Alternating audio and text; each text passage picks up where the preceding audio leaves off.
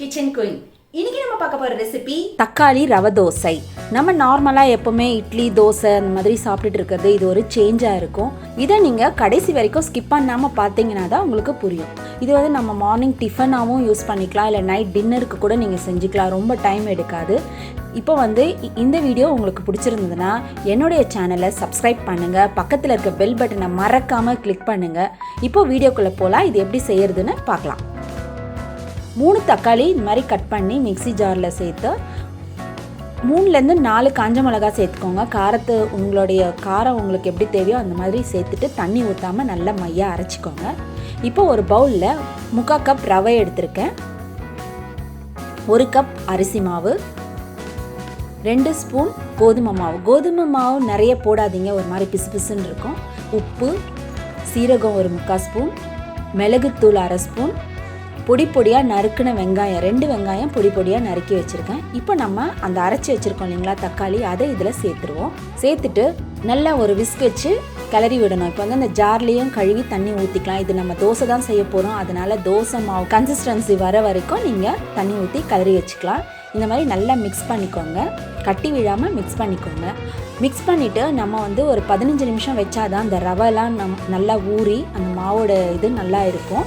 அதனால் நல்லா மிக்ஸ் பண்ணிவிட்டு தண்ணி வந்து எவ்வளோ தேவைப்படுதோ அந்த மாதிரி.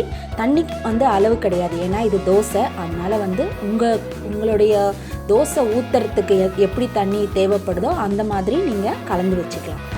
நம்ம நார்மலாக வந்து எப்போவுமே தோசை, இட்லி, சப்பாத்தி அந்த மாதிரி நம்ம எடுக்கிறோம். இது வந்து கொஞ்சம் டிஃப்ரெண்ட்டாக இருக்கும். நம்ம வந்து கொத்தமல்லி கருவேப்பிலை கூட போட்டுக்கலாம். நான் கருவேப்பிலை மட்டும் தான் சேர்த்துருக்கேன். கொத்தமல்லி கூட பொடியாக நறுக்கி போட்டு செஞ்சிங்கன்னா நல்லாயிருக்கும். நல்லா இந்த மாதிரி மிக்ஸ் பண்ணி ஒரு 15 நிமிஷம் நம்ம இதை ஊற வைக்க போகிறோம். இது வந்து நம்ம மாவு அரைக்கணும், மாவு இல்லை வீட்டில், இட்லி தோசை மாவு இல்லை, என்ன டிஃபன் செய்யலாம் அப்படின்னு நம்ம யோசிச்சுட்டு இருக்கிற நேரத்தில் இதை வந்து நம்ம குவிக்காக செஞ்சிடலாம். இந்த மாவு மிக்ஸ் பண்ணி ஒரு 15 நிமிஷம் நம்ம வச்சுட்டோம்னா பாருங்கள், மாவு நல்லா ஊறிடுச்சு. ரவாலாம் நல்லா ஊறி நல்லா தண்ணியெல்லாம் இறுக ஆயிடுச்சு. பாருங்கள், நான் தண்ணி ஊற்றின தண்ணியெல்லாம் கட்டி ஆயிடுச்சு மாவு. இப்போ வந்து நம்ம தோசை ஊற்றுற பதத்துக்கு தண்ணி நம்ம கலந்துக்கலாம். பாருங்கள், தோசை மாவு மாதிரியே இருக்குது இல்லைங்களா?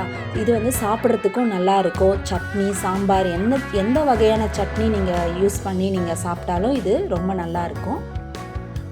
இது வந்து நம்ம தண்ணி வந்து கொஞ்சம் ரொம்ப திக்காக இல்லாமல் கொஞ்சம் தண்ணி அதிகமாகவே நீங்கள் சேர்த்துக்கிட்டிங்கன்னா, இது ரவை தோசை நம்ம எப்படி ஊற்றுவோம் அந்த மாதிரி தான் நம்ம ஊற்ற போகிறோம். அதனால் அதுக்கேற்ற மாதிரி நீங்கள் தண்ணி மிக்ஸ் பண்ணி கலந்து வச்சுக்கோங்க.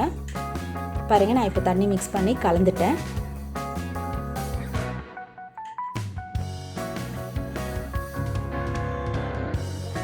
இது வந்து ரொம்ப குவிக்காக செஞ்சிடலாங்க. சாப்பிட்றதுக்கும் நல்லாயிருக்கும், நல்லா மொறுன்னு ஒரு டிஃப்ரெண்ட்டான டேஸ்ட்டில் இருக்கும். அதனால் நம்ம இதை நீங்களும் உங்கள் வீட்டில் வந்து இதை சில நேரத்தில் ட்ரை பண்ணி பாருங்கள், ரொம்ப நல்லாயிருக்கும். தோசை கல்லை நல்லா காய விட்டுருங்க. காய விட்டுட்டு இந்த மாதிரி நம்ம ரவை தோசை ஊற்றுவோம் பார்த்தீங்களா, அந்த மாதிரி நீங்கள் ஊற்றிக்கோங்க. ஊற்றிட்டு நம்ம இதுக்கு வந்து நல்லெண்ணெயோ இல்லை எண்ணெய் இல்லை நெய் கூட நீங்கள் யூஸ் பண்ணி தோசையை நம்ம சுட்டி எடுக்கலாம். இது வந்து நீங்கள் இன்னும் மெலிசாக ஊற்றுனீங்கன்னா ஒரு பக்கம் பெரட்டி போடாமல் கூட நீங்கள் எடுத்துக்கலாம் நீங்கள் தோசையை. இப்போ நான் ஊற்றிட்டேன். இப்போ நான் இன்றைக்கி எண்ணெய் தான் யூஸ் பண்ணுறேன். 2 ஸ்பூன் எண்ணெய் எடுத்து எல்லா பக்கமும் நல்லா ஊற்றி விட்டாச்சு. இது வந்து நல்லா ஒரு பக்கம் நல்லா வெந்த பிறகு நம்ம அடுத்த பக்கம் திருப்பி விட்டுக்கலாம். ஃப்ளேம் வந்து கொஞ்சம் மீடியம் ஃப்ளேமில் வச்சுக்கோங்க, அப்போ தான் வந்து கருகாது. நம்ம இதில் வெங்காயம்லாம் சேர்த்துருக்கிறதுனால சாப்பிடும்போது ரொம்ப நல்லா டேஸ்ட்டாகவே இருக்கும். இது பாருங்கள், தோசை சுட்டாச்சு, தோசை ரெடி ஆகிடுச்சு. இந்த மாதிரி ஒவ்வொரு தோசையாக நீங்கள் சுட்டி எடுத்துக்கலாம். இது வந்து எல்லா வகையான சட்னிக்கும் சாம்பாருக்கும் ரொம்ப நல்லா ஆப்டான சைட் டிஷ்ஷாக இருக்கும்.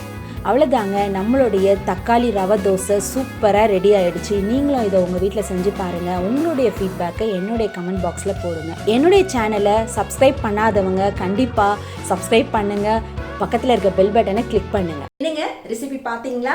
பிடிச்சிருந்ததா? சூப்பராக இருந்துச்சா? உங்கள் எல்லாருக்கும் ஒரு சின்ன ரெக்வெஸ்ட். அது என்னென்னா, என்னுடைய பேஜை லைக் பண்ணுங்கள், கமெண்ட் பண்ணுங்கள், ஷேர் பண்ணுங்கள். மீண்டும் உங்களை அடுத்த ரெசிபியில் சந்திக்கிறேன். Until then, bye.